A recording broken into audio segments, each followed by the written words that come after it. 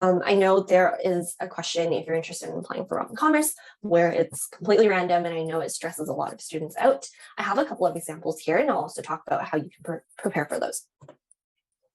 So the question is, the school will give you a statement and ask you to agree or disagree. Now, what's really important here is that you actually pick a side. You can't say, I agree because of this, but then I also disagree because of that.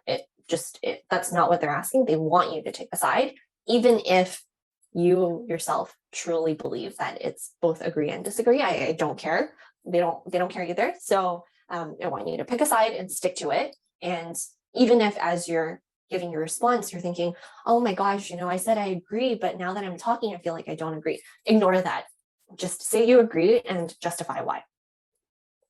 So a question like this, a new employee's role is to follow the lead of supervisors even when they may be wrong. So first, this is kind of the structure that I would suggest.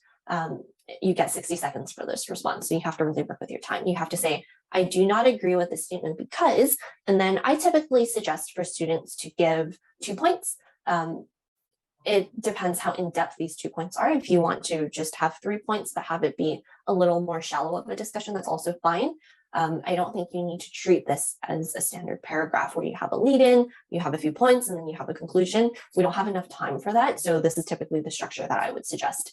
So I think everyone can kind of read through this. This is a very great response after our revisions.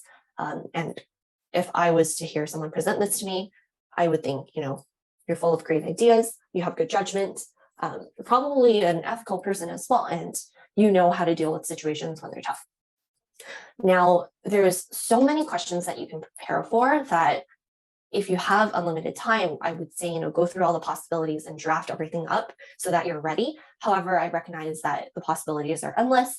And when you're preparing for these questions, it's hard to dedicate so much time into it because you don't even know if this is the question that you will be asked. So I think if you are going to be preparing for a long list of potential questions, or if you get a question during the actual application that you did not prepare for, you don't have to write out something so complex like this. I think you'll get by with just jotting down a few notes and then just present yourself as you're speaking. So if you're just preparing for some notes, you can say agree, but obviously while you are giving your response, you say, I agree with the statement because, right?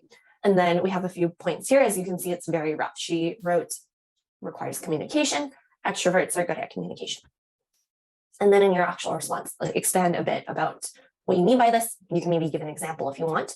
And then in the second point, right, she literally wrote afraid, confident, good impression on others, good for the biz, good for deals, right? So just very brief notes, but as long as it works for you, as long as it reminds you of what you're trying to deliver, that's all you need to prepare for. And in a way, and this is probably effective because you get 60 seconds to prepare and then you get 60 seconds to respond. There's no way you can do something like this within 60 seconds. This is much more realistic. And they're not expecting a perfectly scripted response either. They just want to know that you're able to take a side, you're able to justify why you're taking that side, and your train of thought and your logic is clear.